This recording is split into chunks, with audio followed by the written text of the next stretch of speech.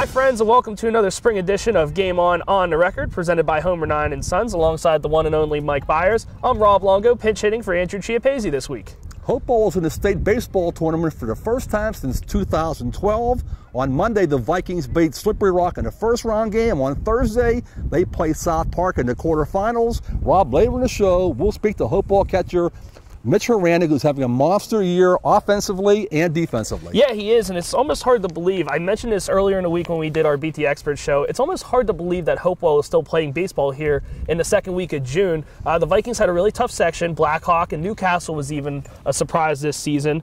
And Hopewell started the section play this year with a 2-3 record, then rattled off 5 straight wins, and then lost 3 of its last 4 at the end of the season, and then made a run in the WPIAA playoffs before losing to South Park. But this is a very resilient team, this Hopewell Vikings team, and it can face a little bit more adversity this week whenever it faces South Park on Thursday, and maybe get a little bit of revenge after avenging that semifinal loss in the WPIAA playoffs. Yeah, you know what, Rob, remember, this was a young team that lost 2 seniors during the offseason. Anthony Bonavita, who was a pitcher and a shortstop, also Tyler Pagoni, who was an outfielder and a pitcher. So those 2 guys are sorely missed. That string you talked about, winning some games, losing some games, that's what happens when you have a young baseball team. And they are starting, all their pitchers are underclassmen, including Joe Rock, a terrific left-hander. He's a junior. Yeah, and Hopewell wouldn't really be here without Joey Rock. He threw a no-hitter in a consolation game against Deer Lakes 1-0 to even get Hopewell into the state playoffs. He had a really long scoreless streak, 28 1/3 innings. You know, got in a little bit of trouble Monday against Slippery Rock. You know, got excited in the first inning. Allowed a couple of walks and was able to settle down, only allowed that 1 run. But the problem with that is he's not going to be on the mound Thursday against South Park because he threw 6 1/3 innings and you have that pitch count now. And that could be problematic for the Vikings. Yeah, you know what, then they're going to see, they're probably going to pitch Alice Kunzman, who's a sophomore, and also, if needed, Jake McGovern, outstanding freshman ball player. So South Park is a very solid hitting team. They scored 9 runs against Hopewell last time. We shall see if Mr. Kunzman and Mr. McGovern can shut them down and win a game for Hopewell.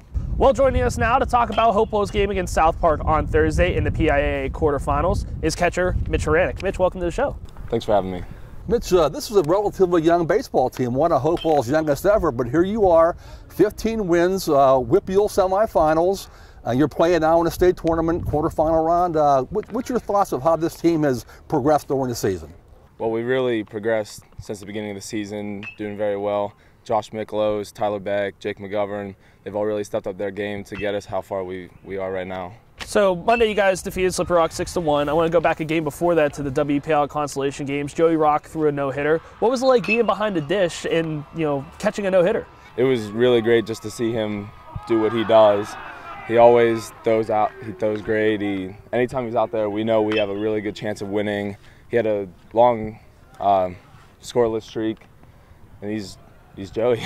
You're going to play in the quarterfinals of the state tournament, a team that you know very well, South Park. They beat you guys 9-2 in the WPIAA semifinals. In that game, you were ahead 2-0, and they broke loose for 9 runs. What will you learn from that first game against South Park and your take of playing them again in the state quarterfinals? Well, we got up early 1-0 in the first inning, and that seemed to work. So getting up early, that'd be nice. And we know that they are very well on offense and their pitching staff is pretty good. So we just can't have those 9-run innings or even 3-run innings, or we just got to make sure we keep their bats silent. Okay. Speaking of bats, yours are starting to heat up a little bit. You struggled to produce some runs in the WPIAA playoffs, but you guys had 6 runs on Monday in the PIAA quarterfinals, or first round, I should say. What's that like, knowing that the bats are starting to heat up? Does it give you guys some confidence at the plate going forward? Yeah, it gives us a lot of confidence, especially the pitchers, because they know that they'll have a couple more runs to work with than we've had before. Our first games were 1-0, another 1-0, and now they're getting more runs, being more comfortable on the mound. Now they'll be able to throw more of their game. Mitch, you know, catching is usually reserved as a defensive role. You don't see a lot of catchers that have a really good offense, but you've been able to do that as well this year. You know, do you pride yourself on being a two-way player on both defense and offense?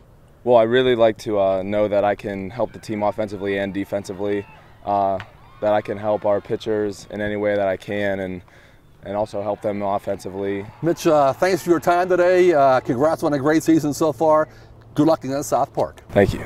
Well, that does it for this edition of Game On the Record Spring Edition. You can check out our Facebook page for anything you might have missed throughout the week. And check us out at timesonline.com on Thursday for all our baseball and softball quarterfinal games in the state tournament. And of course, for the most up-to-date news, you can give us a follow on Twitter with the handle @TimesScores.